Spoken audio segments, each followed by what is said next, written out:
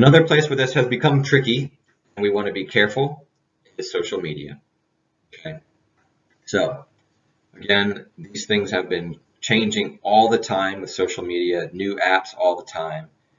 But rule of thumb, right? We want to make sure that we are protecting the children way before we think about trying to get likes or views for our social media platforms, right? Just because we want to post something doesn't mean we should. So do not post pictures of anyone under the age of 18 as a result of your role as a youth volunteer in any ministry, or as a volunteer, not just in youth ministry. So for an example, if you're a youth leader, you're taking pictures, or your students are taking pictures of you on your phone, blah, blah, blah, and you had a great time, you want to post it as a story, don't do it. Okay, it's just not worth it. It's just not worth it. You want to post it on your social media on a wall on Facebook, don't do it. If you really want to do those things, you went to your student's soccer game and you want to post it, hey, so-and-so scored a goal today, blah, blah, blah. Again, communicate with parents. Have that expectation. Hey, this is going to be posted if that's okay. But really, general rule of thumb is just don't post pictures of a student. If you want to say, hey, I went to so-and-so's game, just don't have the picture of them, right? Have a picture of you sitting on the sideline, or a picture of the goal, soccer ball on a goal or something. Just don't have a picture of the child under 18 that you're posting, okay? Because it's not, they're not your child, and that shouldn't be your place to be posting pictures of someone else's child on the internet that might be there forever, right? So if a child has a social media account or is texting, we'll talk about that in a minute. So no pictures of minors can be posted on a volunteer's personal social media outlet. So if you are at an event or retreat, we take a big group picture, all these fun things. Yeah, there's a place where we can post that, and we can celebrate those times and have those memories posted. That's through the Riverstone Church's social media pages, not our personal pages. Okay. Parents will fill out all of those kinds of registration forms along with the permission forms for consent of having their child's photo being used. Okay.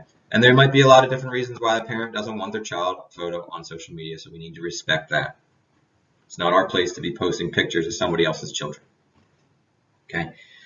Again, girls with girls, guys with guys, maintain reasonable hours. That pertains to texting, messaging, whatever it might be, Snapchat, all these things. There's a lot of different social media platforms. As leaders, you need to be wise and above reproach with these things. They're constantly changing. Okay? You are the one that needs to set the boundaries for the children, for the students, for the youth students. So here's some practical ideas and tips for you, right? Somebody's messaging you.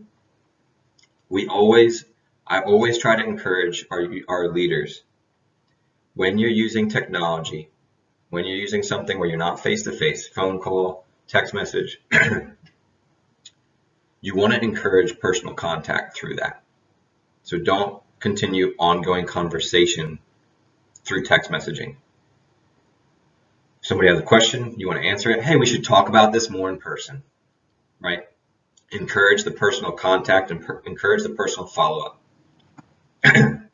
So you want to encourage that personal follow-up. That's just good disciple making, right? We know that through a screen, it's not as good as being in person. Things can be misconstrued, miscommunicated. Things can be taken out of context. Things are taken and saved forever. So you want to be careful of the words that you say, how you say it, and all of those things. So I always just try to keep it short, answer the question, but try to point them to talking to the person. Hey, let's follow up. I'll see you Sunday at youth group. Let's talk about it then. Reasonable hours. Don't be texting students late at night, right? Or early in the morning, middle of the night. It seems strange. Hey, I received a text message from so-and-so at 3:44 in the morning, right? That's strange. So again, create boundaries for students. Hey, I'm going to sleep now. Even if you're really not going to sleep, you're setting up boundaries for students. I'm not going to text you past 10 o'clock at night. Even if they text you and you wake up to a text in the middle of the night, just be careful. Again, it depends on what you're responding to, how you're responding to it.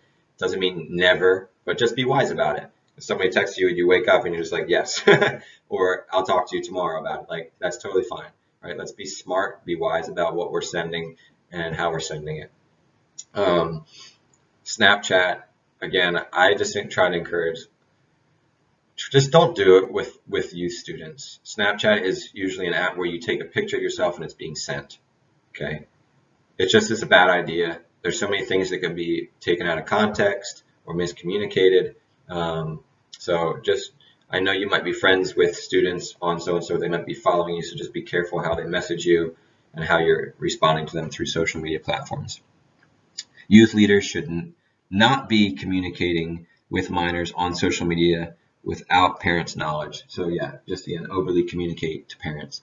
All right, so that's the big social media pictures and all that. I know it seems like a lot, but again, being wise, thinking through, and making sure that you're talking to Janet or Aaron or myself if something comes up. Hey, so-and-so texted me.